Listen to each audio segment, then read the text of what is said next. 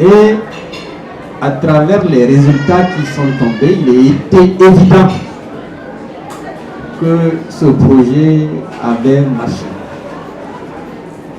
Malheureusement, comme toujours, les hommes politiques, dans des calculs souvent mesquins, oublient que c'est dans la transparence et l'honnêteté vis-à-vis des autres que tout projet de ce genre peut être durable. Nous avions convenu dans ce cadre, puisque la Cour constitutionnelle avait éliminé des listes électorales pour les législatives de nombreux partis. Pour l'Oman Africa, l'Oman avait été éliminé délibérément dans 2 régions. CDS Rama avait été éliminé dans 4 régions. MNSD Nasra avait été éliminé dans 3 régions. Le PNDS, pour faire bonne mesure, avait été éliminé dans une seule région. Et l'objectif était que les grands partis politiques gênants, éliminés dans les différentes régions, le PNDS avait toutes les chances face aux autres d'avoir une majorité absolue dans chacune des régions dans lesquelles, donc dans les 7 autres régions dans lesquelles le Taré n'avait pas été éliminé. Donc il aurait eu tout seul la majorité absolue à l'Assemblée nationale. C'était une manière de l'aider déjà à avoir la majorité à l'Assemblée et la majorité aux élections présidentielles. Mais notre regroupement a faussé complètement ce jeu. Mais comme je le disais, malheureusement, il y a eu un problème. Nous étions convenus au niveau de l'ARN que le parti éliminé dans la région donnerait ses voix au parti le mieux implanté qui a une liste dans la même région. Donc nous étions éliminés à Maradi. Le MNSD Nasra n'avait pas été éliminé à Maradi. Publiquement, j'avais demandé à nos militants de voter pour le MNSD Nasra au législatif. Et dans notre tournée, nous sommes arrivés à Tillabéri. À Tillabéri, la liste du MNSD avait été invalidée, mais la liste de l'Oman Africa avait été maintenue. Donc, naturellement, le MNSD Nasra aurait dû demander à ses militants de voter pour la liste du MNSD Nasra et de l'Oman Africa. Le président de MNSD Nasra publiquement avait refusé. C'était au meeting que nous avions tenu dans le cadre de la tournée à Tillabéri.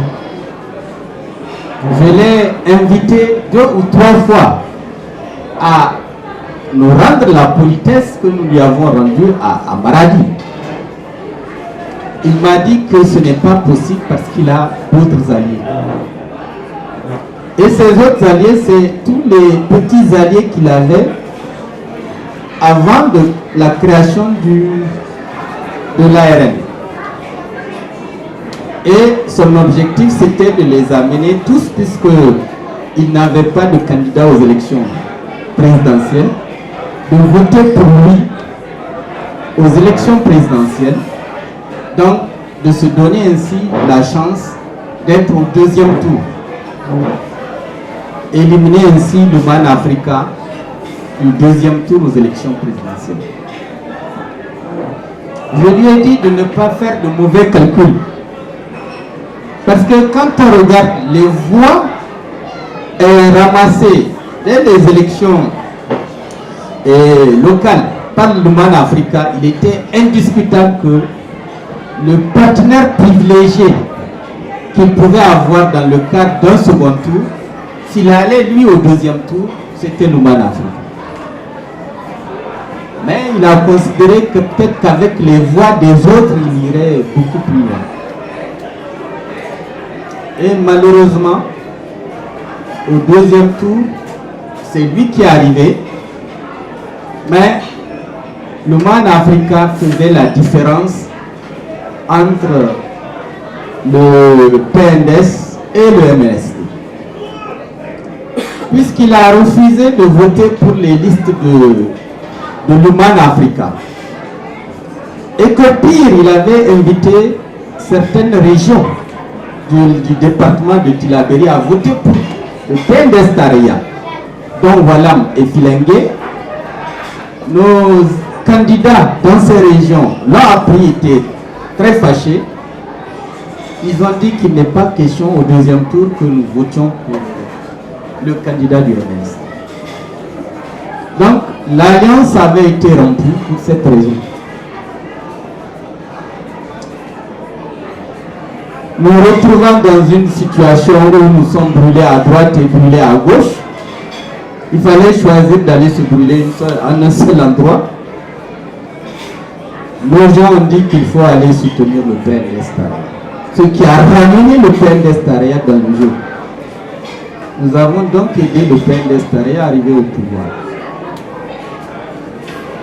Et j'avais posé comme condition au PNDS qui m'avait proposé d'être Premier ministre. J'ai dit je ne veux pas être Premier ministre. Si nous voulons que cette alliance apporte la stabilité et la paix pour le Niger, il était indispensable que le président élu désigne au sein de son propre parti le Premier ministre qu'il pourrait renvoyer comme il le veut à tout moment. Mais s'il prend son principal allié, même si c'est pour des raisons objectives qu'il veut le renvoyer, cela risquerait d'amener une crise politique qui peut encore nous amener l'intervention des militaires. J'ai dit, je reste à l'Assemblée nationale. Vous choisissez dans votre parti celui qui pourrait vous aider sans qu'il soit suspecté de trahir ou de faire quoi que ce soit. Et vous pouvez le chasser comme vous voulez. Et j'ai dit parce que cette alliance ne doit pas rater le devoir de stabilisation et de progrès économique que les Nigériens attendent. Je dis parce que si cette alliance rate, le Niger risque de se retrouver dans une situation très difficile. Nous avons donc tous les deux la responsabilité de créer les conditions pour un succès véritable. Malheureusement, au bout de quelques mois seulement, nous avons senti au niveau du PNDS Tareya l'intention manifeste d'éliminer l'Umana pour être le seul coq qui chante dans la basse-cour du Niger. Et vous avez suivi tout ce qui s'est passé pour parvenir à cette fin. Et depuis cette rupture, vous avez vu également toutes les manœuvres qui ont été mises en œuvre pour que l'Umana disparaisse de la carte politique du Niger. Et tous les efforts qui ont été faits pour liquider politiquement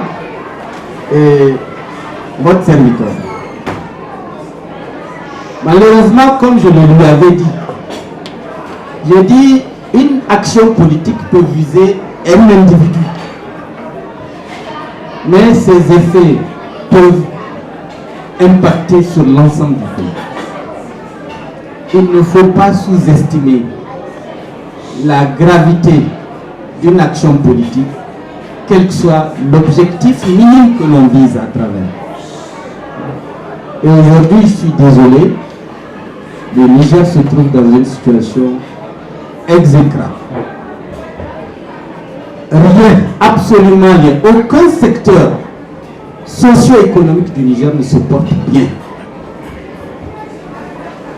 La situation financière du Niger est hyper catastrophique.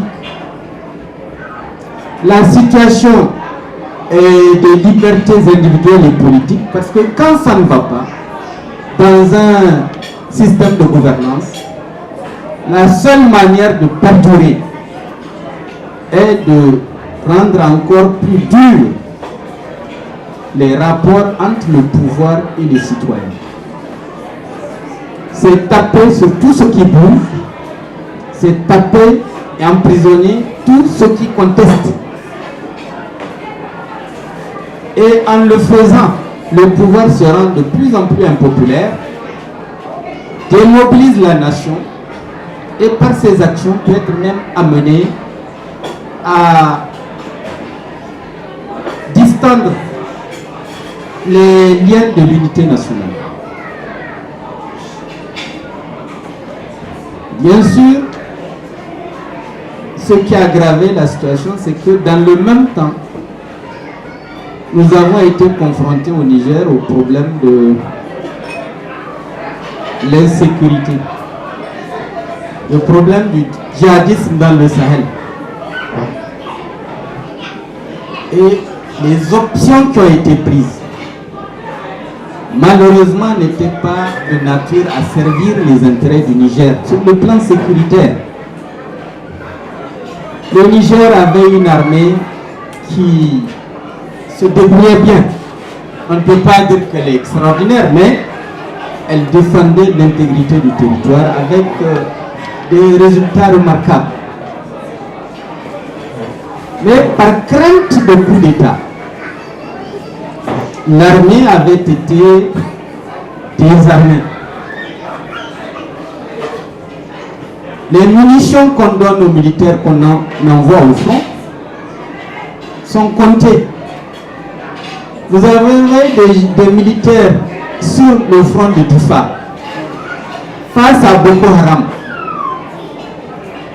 et vous leur donnez 5 ou 10 cartouches pour affronter des gens qui tirent comme des fous et qui ont un armement hyper sophistiqué. Au bout d'une certaine durée, l'armée n'a plus de munitions. Et Boko Haram avance et massacre les gens. C'est un peu ce qui se passe un peu partout. Et les gens sont étonnés, mais chaque fois, quand il y a des attaques, c'est des militaires qui meurent. Mais évidemment, puisqu'ils n'ont pas les cartouches nécessaires pour faire face à la marée des attaquants de Boko Haram ou aux gens d'Akmi qui sont de l'autre côté de la frontière, ou à la rébellion Touareg qui sévit au Mali. C'est dans cette situation que le pays se trouve. Et j'avais dit une fois sur Africa, lorsque les autorités actuelles du Niger ont déclaré qu'ils allaient faire la guerre à Boko Haram et que le Niger serait la tombe de Boko Haram, j'ai dit que c'était une grosse erreur. Parce que la guerre nécessite de gros moyens. La guerre nécessite des finances publiques solides. Parce que vous savez, quand la guerre commence, vous ne pouvez jamais deviner quand la guerre va s'arrêter.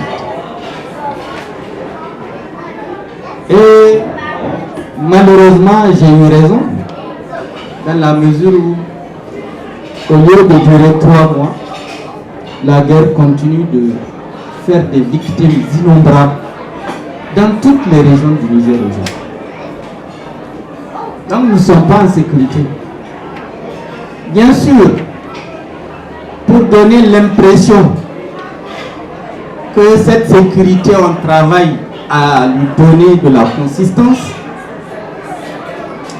ils ont autorisé la création des bases militaires. Cette création des bases militaires américaines, françaises, allemandes et peut-être bientôt russes